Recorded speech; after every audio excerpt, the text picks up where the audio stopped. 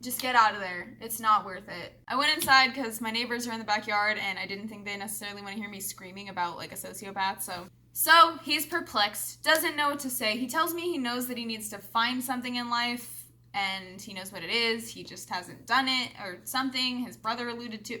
Like, he just kept saying, I know I need to find something, and that's great. I told him, I want you to improve. I want you to get better in life. I want you to grow, but I just can't be a part of that. I just won't be a part of it anymore. And so we say our farewells, we split off, and couple months down the road, I'm wondering how he's doing because I am just loyal like that. I care, and I wanted to make sure that, you know, he was good, and I was hoping that he was recovering and that he wasn't doing that stuff anymore. So I reached out to him, and I forgot that I had his number blocked, so he never got my texts, but he ended up reaching out to me on Instagram and sending me a DM, and I wanted to see how he was. Because at that point, I'm like, maybe it's just the drugs and he just needs to get off of that and like get himself into a better place because they did make him really unstable. But I just kind of threw off the sociopath manipulative part and just let it go.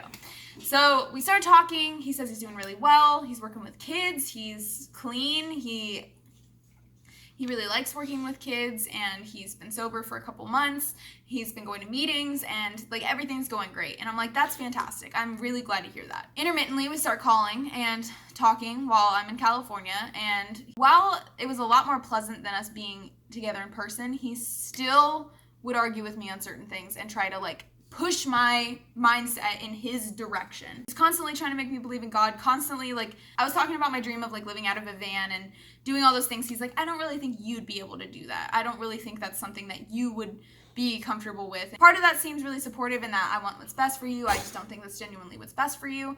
It really came off in a way of like trying to talk me in his direction. At this point, he was starting to bring up spiritual experiences, saying that there was a voice talking to him and telling him certain things. He would text me and be like, what were you thinking about right now? And like try to confirm something that was going on with him, something that he'd like heard or been told, and then try to confirm with me like, so what were you just doing? What were you just thinking about? What were you just talking about? And just like weird things. I'm all about spiritual experiences. I am super believing in that stuff. I'm into dreams and all like symbolisms.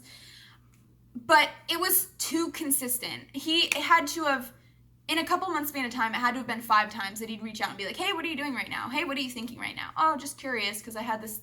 And he would never elaborate. He would always just check, or he'd be like, oh, were you thinking about me right now? And I'm like, no. And he'd be like, oh, okay. And just weird things. So we talk about these spiritual experiences. I would talk about mine. And I talked about like going on a walk and hearing like, I was really trying to connect with myself and my inner self. And I started hearing like voices, but not like hearing voices. It was more like in my head. And they were basically just telling me like what I was meant to do. Like you're meant to help people. You're meant to reach out to girls that have been through situations like you, who've been homeless, who have been like moved around, who have had to like grow up too early, and you're meant to connect with them and help them to grow and improve in life. And so I kept hearing these voices, and he is trying to convince me that it's God. To back up a little bit, I'm not a religious person at all. He knows that. He is a believer in God. He's Christian. And I am just spiritual. I meditate and I believe in the universe and the energies, and I believe that it's the energy of the universe talking to me. It's just things I already know that are getting revealed to me in my subconscious because I'm connecting with the universe. Whatever. That's my opinion, my belief.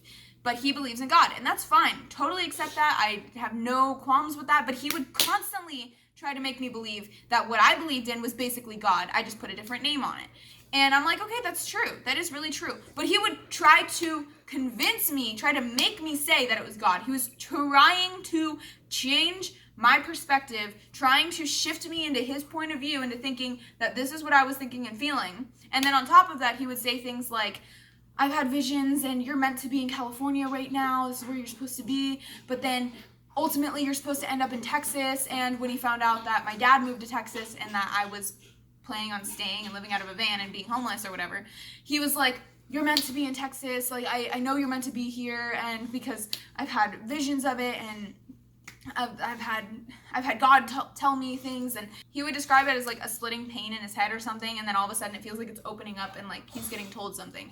And again, down with the spiritual stuff, but like, why are you getting visions about me? why are you so fixated on what I'm doing? And why are you trying to get me to move across the country to be around you? Meanwhile, trying to make me believe in what he believes in, like trying to shift me into his point of view, his perceptions. And again, at the time, I was just like totally blinded from it, completely. He would also try to convince me that I should do psychedelics because that'll help open my mind more. And like, why wouldn't you do psychedelics? And he would try to convince me that I could do it or I should do it. And then when I would get mad about why are you trying to make me do psychedelics, he'd be like, I'm not trying to make you, I'm just saying it's another way. And I'm like, okay, well then why are you so avidly saying that if you do psychedelics, you have this experience, you should do it, and then trying to be like, I'm not trying to make you do anything, I'm just saying it's another method. Like,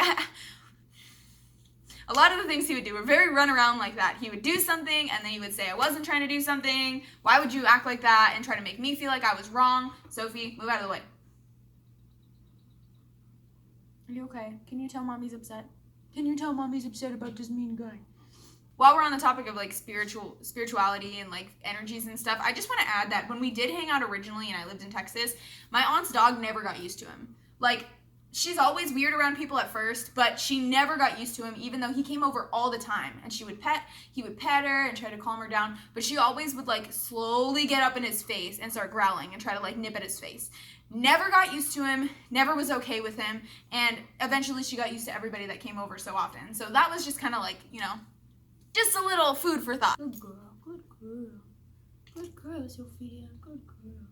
Eventually, I do move to Texas, and I was considering having him come with me, but I ended up coming up with an excuse last minute to why he couldn't come with me. And it wasn't cool of me. I definitely should have just known from the beginning this might not be a good idea, but he was so down to help me out, and he was so down to come, and I didn't want to drive by myself, but my dad and my aunt reminded me, like, maybe not a good idea to drive by yourself with this guy that, like, caused so many problems before, so I didn't. I show up to Texas, I see him, and I immediately get weird vibes. I don't know if I was just closed off to them before. I don't know if I just was like so ignorant and just trying to like act like everything was okay before when I was younger and I was more vulnerable, but I immediately got uncomfortable around this guy. Granted, I already had really bad anxiety because of the move and having lived out of my car and then all of a sudden being in a house and like being around people, and I was scared to get kicked out. Like, I had a lot of problems. At the time, and I think I talked about it in like the trauma video that I posted a couple months ago, but this guy gave me such bad vibes, and he kept saying, like, I was really quiet, and he's like, that's how I can tell that you're really fucked up right now. And I'm like, what are you talking about? And he's like, because you're not opening up to me. I'm like, oh, okay. So you're not used to not being in control. You're not used to not having me tell you everything that you want to know. You're not used to me holding up a barrier from you. He straight up said that. One of the first times we went to hang out, he's like, I want to take you to the woods. I'm like, what? And he's like, I want to take you to the woods. And I'm like, I don't want to go to the woods. And I told him no. Like, I was really anxious, and so I used that as an excuse. Like, I'm too anxious, I don't want to do it. But he kept trying to take me to the woods, and I'm like, where? And he's like, I'm not exactly sure, but we're just gonna go to the woods because I want to show you something. And apparently he wanted to show me some like spiritual experience, but I'm like, I'm not gonna go to the fucking woods with you. Like, you kicked me out of your house the last time I saw you, and you want to take me to the woods? No, I'm gonna fucking die, or I could die, or I'm gonna end up alone with you and then be like in this situation where I'm vulnerable and no, not gonna happen. I'm not going to the woods with you. So, but of course I said it in a much more nonchalant and just anxious way because I was just so anxious. And so I eventually texted him and was like, hey, honestly, the reason I've been avoiding you is because the last time I saw you, you kicked me out, and I'm still not over it. I thought I was, but now seeing you in person again, I just am not okay with it. The first thing he says was, I get it. I mean, it hurts, but like, I did this. And I'm like, you know, that's really grown up of you. I take some time, and eventually I'm like, I kind of want to see him. And the day that I have that thought, he texts me this long rant, a wall of text as to, I wish you never texted me, like, to be so excited to see someone and then have them like kick you in the face like that. Get over it. I want to spend time with you. I want to go roller skating and do fun stuff with you. Get over it. Get over it. Like, suck it. He told me to suck it up. And I was like, okay, this is where I draw the line. I'm like, you don't have the right to tell me to suck it up. You don't have the right to tell me that I need to get over it, that it's all like in my head and that I just need to like act okay so that you can have fun time with me and go do stuff with me. Like, just because you're mad at yourself because you messed up and you're mad that I won't play to your fucking games doesn't mean that it's my fault. it doesn't mean that it's my fault. And I told him that. And I was like, you know what? I don't think I can do this anymore. Farewell, peace out. He's like, don't feel bad. I understand. I'm really hard to deal with. And I'm like, yeah. So then he tried to come back and be like, I'm sorry. You're right. You're always right. You've always cared about me. And I've always tried to make it sound like you don't. And basically just trying to admit to everything. Still in a manipulative game, because that's all this guy does is try to manipulate me. That was all he ever did try to do. And if anything he did was sincere, I don't know that. I don't believe it. I never could believe it, because he did so much to test my patience, and so much to push me into thinking that this guy is just not safe and not somebody I can trust. So I don't think I can do this anymore. This is already toxic. I just moved back here. We're done. I just can't do it. So it's done. And a couple weeks later, I posted something about wanting to go roller skating, and he texts me and he's like, hey, you should come roller skating with me and my friends. And I'm like, no. And he's like, come on, just go meet my friends. I know you want to go roller skating. You might as well know where it is, and you can just meet my friends, and you don't even have to talk to me. I just want you to meet people. And I'm like, no, that's really unlikely that I'm just going to go and hang out with your friends and not talk to you. I mean, ideally, that's what I would like to do, is not talk to you. But like, for one, why would I want to hang out with your friends? And for two, why would I put myself in a situation where you can manipulate me again? Because at this point, I'm done. I'm really done. I've washed my hands of it. This situation is just beyond me. I'm so sick of it. I'm so done with it. He keeps trying. And he keeps trying to get in contact with me. I made a new Instagram for like a project I was working on. Didn't really turn out too well. And he tried to follow me there. I had to block him. He tried to follow my private Instagram account that I only have like my friends follow. I had to block him. I had to block him on Snapchat. I made a new Snapchat. He found it somehow. I had to block him on that. He had me on Twitter. I had to block him on Twitter.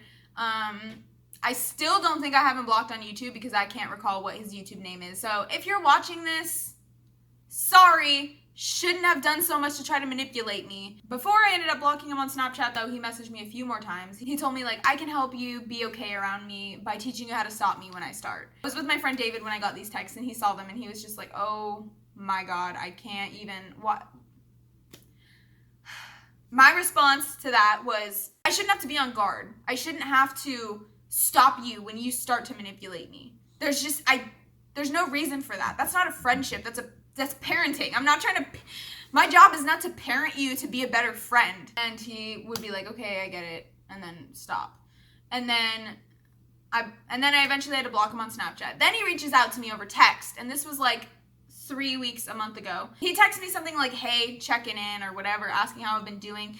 And I'm like, what do you want? He's like, I just want to know how you're doing and, you know, everything. I've been good. I've been like moving up in the world, moving up in my job. And I'm like, that's great for you. Really? I'm glad you're doing well. I'm doing well. I'm moving up. I'm growing. But like, this isn't going to happen. I don't trust you anymore. Point blank, it's done. It's over. You lose. I'm sorry. And he follows it up with like, I know, I just feel bad that I can't do anything about it. I know it's my fault. And then he follows it by saying, who knows, maybe it isn't all me. And I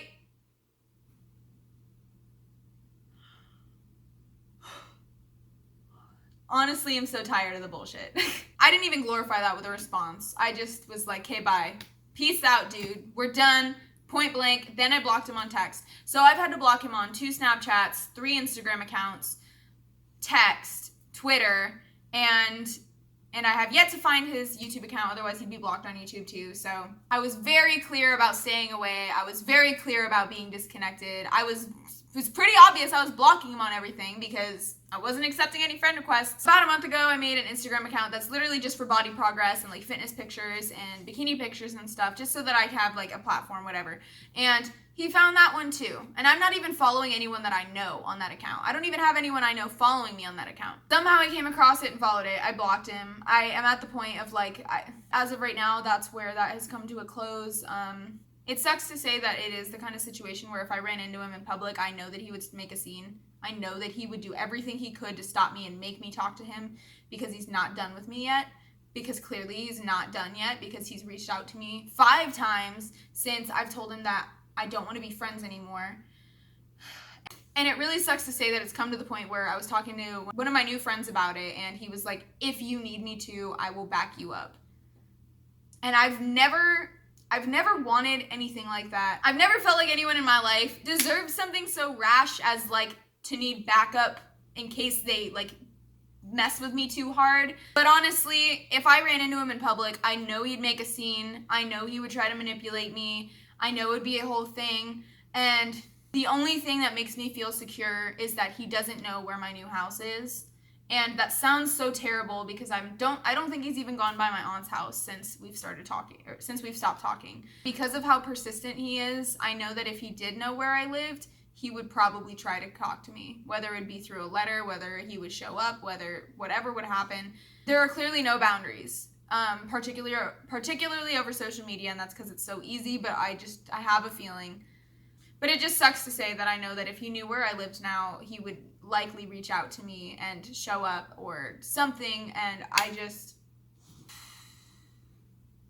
I honestly just want that part of my life to be over, and I want him to move on. And getting to the way I've grown as a person from this, at the beginning, I took a lot of the BS.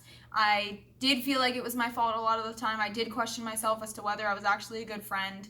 And I did let it happen for a long time, and I let myself be vulnerable, and I let myself stay friends with him just because he was the one friend I had. But now it's 2 years later and I'm done with it. I really am. And I spent months alone not having friends here, and that's fine. I would much rather not have friends than get myself sucked back into that trap. I've almost gotten sucked into it. I've almost said, well, what if I just let this happen? What if, I can control it? And point blank, the answer is I shouldn't have to worry that I'm going to be manipulated by a friend. It's not okay. And if you're in a situation like this, if you have a manipulative friend that always makes you feel bad, when somewhere inside of you, you know that it's not your fault, that you're not the one causing problems, that they should know that you care about them, that you value the way they feel, but they just make you feel like you're so bad and inadequate in the friendship, in the relationship. If you're in a situation that makes you feel like you're less, like you're not worthy, you need to get out of there. You need to get out of there as fast as possible before they take grips over your life. Before they take over your life, before they start to get more invested in you, before they start to twist you into somebody that you're not and take advantage of vulnerability. And that's honestly all I have to say. Just get out of there. It's not worth it. And it sucks to say this because we did have a lot of fun. We've gone on a lot of trips together. We've had a lot of fun. I've met his family, and we were good friends. But a few good times just doesn't outweigh how bad someone can make you feel about just being you. And that's never okay. Glad that's over. That was a really hard video for me, but I hope you guys enjoyed it. I hope you appreciated it. If you're going through anything like this, please leave something in the comments below so that we can talk to you, so that I can reach out to you, so that my family can come in and just give you a group hug, because honestly it's so hard and it does affect you later on, and it does make you feel so disgusting to know that a lot of the actions that you took and a lot of the things you thought and felt were not caused by solely you. It was caused by somebody else trying to manipulate a situation, and that's not okay. And I know how important it is to have support after something like that. Never hesitate to reach out. Thank you guys so much for watching this video. Leave a like if you enjoyed this video. Comments below if you've been through anything like this, if you know anyone who's been through anything like this. If you have any advice on just ways to get through it, or even if you just want to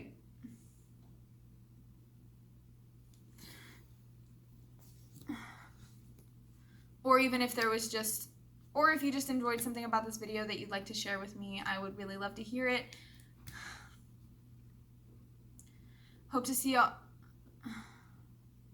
I hope to connect with you guys soon. Have a great rest of your day, your week, your month, your existence, and I really hope to check in with you guys soon. Bye, guys.